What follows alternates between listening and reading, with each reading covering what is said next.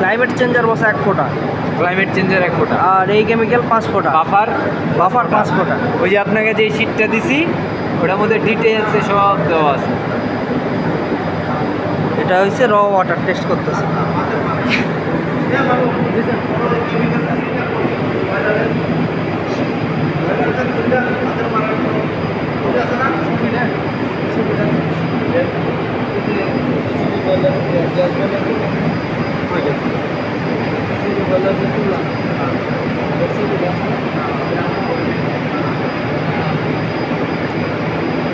এই যে নীল হয়ে গেছে, হ্যাঁ নীল হয়ে গেছে। হ্যাঁ, তাহলে আমি রিডিং পাইছি কত?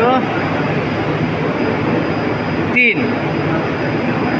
হ্যাঁ, তাহলে 0.3 ইন্টু 30, 300 না 50-এর বেলায় 30, 30, আর 50-এর শূন্য এনে চলে আসবো তাহলে 300। 300, তাহলে 90।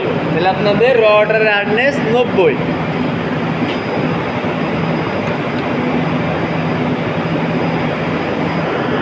ক্লিয়ার? আর কোনো কোশ্চেন আছে? জি স্যার। স্যার আমি ইয়া দিয়ে দিছি, শীট দিয়ে দিছি যেভাবে করতে হয়।